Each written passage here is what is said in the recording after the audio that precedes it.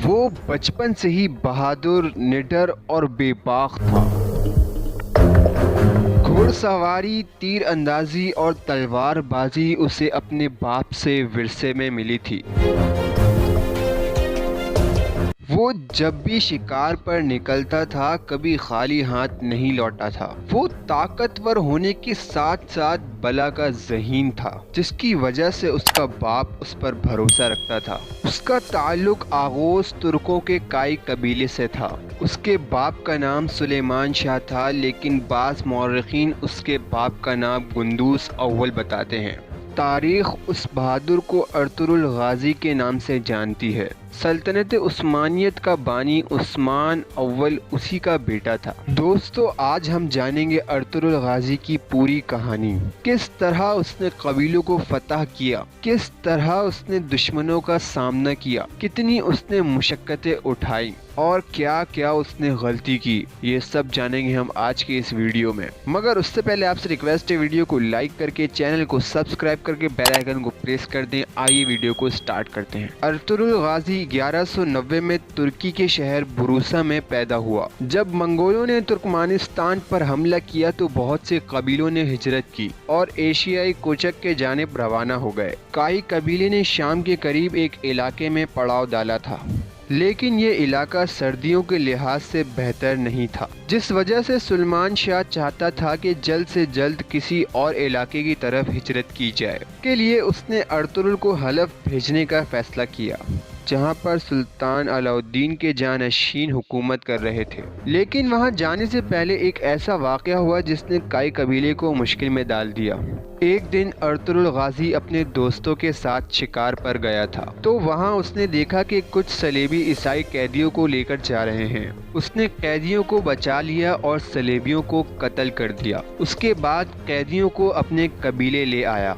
सलेबियों से लड़ाई में उसने सलेबियों के सरदार तीतुश के भाई को भी कत्ल कर दिया, जिसके बाद सलेबी काई कबीले के जान के दुश्मन बन गए। जिन कैदियों को वो बचा कर लाया था उसमें एक बूढ़ा शख्स, उसकी एक बेटी और उसका एक बेटा था। ये शख्स रूम का शहजादा गयासुद्दीन था, जिसे शहजादा नोमान भी कहा जाता है। उसकी बेटी हलीमा शहजादी थी, जो बाद में अर्तुरुल की बीवी बनी, और उसका भाई शहजादा शहीर भी उनके साथ था। सल्जोक सल्तनत ने काई कबीले को धमकाना शुरू कर दिया कि कैदियों को हमारे हवाले कर दिया जाए, लेकिन काई कबीले के सरदार ने अपनी रिवायत के मुताबिक इनकार कर दिया। जब अर्तुरुल हलब के अमीर से मिलने गया तो साजिशों ने कैदियों को सल्जोकों के हवाले कर दिया। हलब में अर्तुरुल साजिशों का शिकार हुआ, लेकिन अपनी बहादुरी और जहानत से बच निकला। अर्तुरुल ने सुल्तान से जो इलाका हासिल किया वो सलेबियों के किले के करीब था, जिसमें रहना मौत को दावत देने के बराबर था। कबीले के सरदारों ने मुखालिफत तो की, लेकिन सुलेमान शाह ने हिजरत की और कबीला अनातोलिया के सरहद पर आबाद हो गया। तीतुश ने अपने भाई का बदला लेने के लिए कबीले पर हमला किया और काई कबीले ने अर्तुरुल की क़यादत पर उनके किले पर हमला कर दिया। फिर काइयों ने सलेबी किला फतह कर लिया। 1225 में सुलेमान शाह के इंतकाल के बाद कबीले की सरदारी का मसला सामने आया, लेकिन उससे पहले कोई फैसला होता मंगोलों ने कबीले पर हमला कर दिया। 1230 में मंगोल तातारी चंगेज़ खान की क़यादत में ईरान और चीन को फतह कर चुके थे। मंगोलों के एशियाई कोचिक का सरबराह नोयान था। उसने तमाम तुर्क कबीलों पर हमला किया और उसे रौंदता चला गया, जिसकी लपेट में उसने काई कबीले पर भी हमला किया और उसे आग लगा दी। कबीले के लोगों ने मुश्किल से जान बचाई और अर्तुरुल की वालदा हायमा खातून की क़यादत में अपने दोस्त कबीले दुर्दुर्गा चले गए। दुर्दुर्गा कबीले का सरबराह अर्तुरुल का मामू था। उसने उन लोगों को रहने की जगह दी और उनकी मदद करने का फैसला किया। अर्तुरुल ने मंगोलों के खिलाफ लड़ने का फैसला किया, लेकिन कबीले के अमायदीन, अर्तुरुल का भाई और उसके मामू ने उसकी मुखालिफत कर दी। लेकिन वो खामोश रहने वाला नहीं था। उसने अपनी बीवी हलीमा को सुल्तान अलाउद्दीन के अक़बात के पास भेजने का फैसला किया, تاکہ وہ سلجوق ریاست میں مقیم ہو سکے اور منگولوں کے خلاف جنگ بھی کر سکے۔ ارطغرل جلد سے جلد سلجوق ریاست میں جانا چاہتا تھا، جس کے لیے اس نے اناطولیہ کے مغرب کے قریب ایک علاقے کا انتخاب کیا۔ نویان کے خلاف جنگ کے دوران ارطغرل کو سخت مشکلات کا سامنا کرنا پڑا۔ اس کے ماموں کے انتقال کے بعد اس کا ماموں زاد دردرگا قبیلے کا سربراہ بن گیا، لیکن وہ اپنی سوتیلی ماں اور غداروں کے ہاتھوں کٹ پتلی بن چکا تھا۔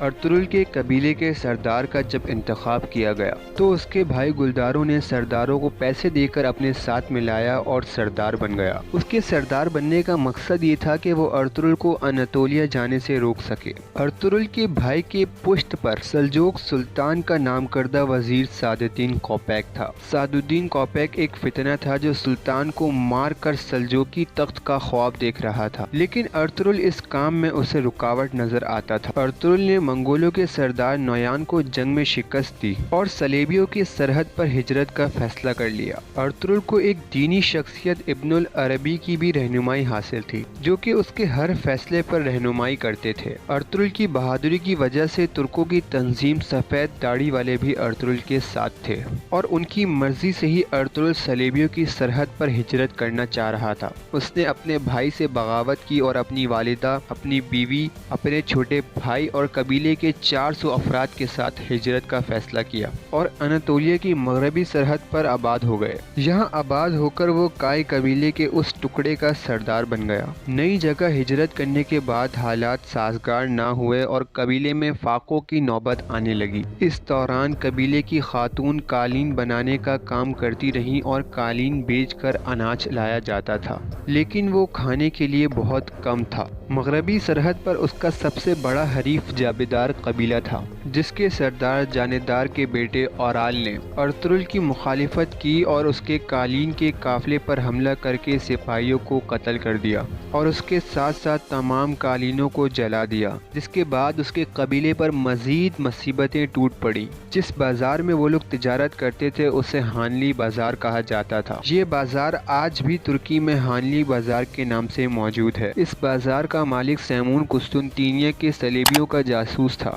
جب ارطغرل کو اس بات کا معلوم ہوا تو سفید داڑھی والوں نے اس جاسوس کو ختم کرنے کا حکم دیا۔ ارطغرل نے اپنے ساتھی نورگل کے ساتھ مل کر اسے بے نقاب کیا اور اس کے خلاف جنگ کر کر ہانلی بازار پر قبضہ کر لیا۔ اس نے جابدار قبیلے کے سردار کے بیٹے اورال سے بھی انتقام لینے کا فیصلہ کیا، لیکن امیر سعد الدین کوپیک نے مداخلت کی اور اسے بچا لیا۔ امیر سعد الدین کوپیک چونکہ اس علاقے کا سردار اعلیٰ تھا، اس لیے اس کی بات کا ماننا ضروری تھا، مگر ارطغرل اسے اپنے کھاتے میں نہیں لاتا تھا۔ اس دوران سلطان علاء الدین کا اس علاقے سے گزر ہوا تو اس نے ہانلی بازار کی رومی اور عیسائی تاجروں سے جب ارطغرل کی بہادری اور ایمانداری کا تذکرہ سنا تو ارطغرل سے بہت زیادہ متاثر ہوا۔ امیر سعد الدین کوپیک نے سلطان کو ورغلایا کہ وہ ریاست کے اندر ریاست بنا رہا ہے اور ہانلی بازار کو سلطنت کو دینے کے بجائے اس پر خود قابض ہو گیا ہے، لیکن سلطان علاء الدین پہلے ہی ارطغرل کا مداح ہو گیا تھا اور ترکوں کی روایت کے مطابق تلوار سے حاصل کی گئی جگہ اس کی ملکیت ہوتی ہے۔ سلطان نے ارطغرل کو اس سارے علاقے کا سردار اعلیٰ بنا دیا اور سعد الدین کو واپس کونیا بلا لیا۔ سردار کے ساتھ ساتھ اس نے ارطغرل کو کارا جیسار قلعہ فتح کرنے کا بھی حکم دیا، کیونکہ انہوں نے سلطان پر حملہ کرنے کی کوشش کی تھی۔ سلطان نے اس سے وعدہ کیا کہ وہ جلد اس کی مدد کے لیے اپنی ایک فوج بھیجے گا۔ ان سب جنگوں میں جاندار قبیلے کا اورال بے ارطغرل کے خلاف رہا، لیکن اس کا بھائی آریال اور بہن اسلحان نے ارطغرل کا ساتھ دیا۔ آریال جنگ فشانی سے لڑتے ہوئے شہید ہو گیا اور اس کے بھائی اورال کو ارطغرل نے بغاوت کے جرم میں قتل کر دیا۔ اس کی بہن اسلحان کو قبیلے کا سربراہ بنا دیا گیا اور ارطغرل نے اپنے بہترین دوست ترگت، جسے نورگل بھی کہا جاتا ہے، اس سے اسلحان کی شادی کروا دی۔ لیکن یاد رہے ترگت کی پہلی بیوی منگولوں کے حملے میں زندہ جلا دی گئی تھی۔ اس دوران ایک جھڑپ میں قبیلے کا کمانڈر ویسیلیوس ارطغرل کے ہاتھوں مارا گیا اور نیکیا کے شہنشاہ نے ایرس کو کمانڈر بنا کر بھیجا۔ ایرس نے ارطغرل کی طرف دوستی کا ہاتھ بڑھایا اور جنگ روک دی، لیکن سعد الدین کوپیک نے جابدار قبیلے کی کی دوسری شاخ کے سردار بہادر بے کے ساتھ مل کر سازشیں شروع کر دی۔ ایرس نے ان دونوں کے ساتھ مل کے ارطغرل کے بیٹے کو بھی قید کر لیا اور بہادر بے کی سازشوں میں مدد کی۔ ارطغرل نے بہادر بے کو قتل کر دیا اور جاویدار قبیلے کا نیا سردار ارطغرل نے اپنے دوست ترگت کو بنا دیا۔ اسے لمٹ کر ارطغرل نے سلطان کی فوج کا انتظار کیے بنا ہی کالا جسار قلعے پر اپنے ساتھیوں کے ساتھ حملہ کر دیا۔ قلعے کا گورنر ایرس اپنی جان بچا کر بھاگ گیا۔ پھر قلعے پر سلجوق سلطنت قائی قبیلے کا پرچم لہرا دیا گیا۔ کالا جسار اور ہانلی بازار فتح کرنے کے بعد ارطغرل کا ہر طرف چرچا ہونے لگا۔ ارطغرل نے اپنے بھائی سارم کو نائب مقرر کیا اور خود سعد الدین کوپیک کی سازشوں سے سلطان کو آگاہ کرنے کے لیے کونیا چلا گیا۔ کونیا میں ارطغرل نے سلطان کو سعد الدین کے خلاف ثبوت دیے، لیکن پھر بھی سعد الدین اپنی جان بچانے میں کامیاب ہو گیا۔ 1237 میں اس نے سلطان علاء الدین اور اس کا نامزد شہزادہ کنیج ارسلان کو قتل کروا دیا۔ اس کے بعد غیاث الدین کیسرو کو تخت نشین کروا دیا گیا۔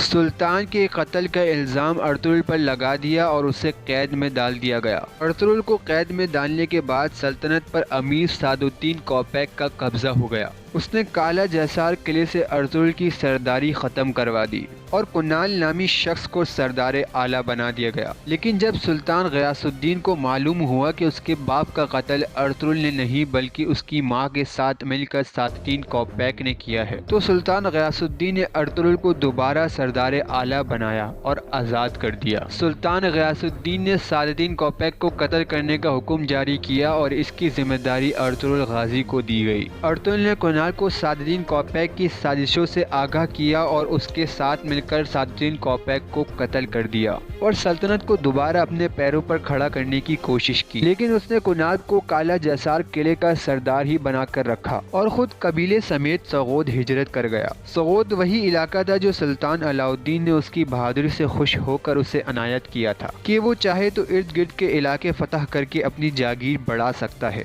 اس نے ہانلی بازار بھی سلجوق سلطنت کو سونپ دی اور پھر خود سغود ہجرت کرنے کی تیاری کرنے لگا۔ اس دوران اوکتائے خان نے دوبارہ اناطولیہ پر حملہ کرنے کا ارادہ کیا اور یہ کام نویان کو سونپا گیا کہ وہ سلطان غیاث الدین کو اپنی اطاعت پر مجبور کرے یا پھر اناطولیہ کو برباد کر کے رکھ دے۔ نویان نے جب سلطان غیاث الدین کو 2 گنا لگان اور اطاعت کا حکم بھیجا تو سلطان نے ارطغرل کو ایک صلح نامہ دے کر نویان کے ساتھ اوکتائے خان کے پاس سفیر بنا کر بھیجا۔ ارطغرل کی غیر موجودگی میں نویان کی بہن نے کائی قبیلے پر حملہ کرنے کا منصوبہ بنایا، لیکن وہ کامیاب نہ ہو سکی اور نویان کی بہن ماری گئی۔ ادھر جب ارطغرل اوکتائے خان کے پاس پہنچا تو اوکتائے خان نے امن معاہدے پر 2 سال کے لیے مہر لگا دی اور سلجوقوں کو 2 سال کی مہلت مل گئی، لیکن اسی دن اوکتائے خان مارا گیا اور اس کی موت کا ذمہ دار ارطغرل کو قرار دیا گیا، مگر ارطغرل وہاں سے بھاگنے میں کامیاب ہو گیا۔ اس کے بعد نویان اوکتائے خان کے بیٹے قدن خان کے پاس گیا اور اسے اناطولیہ پر حملہ کرنے کے لیے تیار کیا،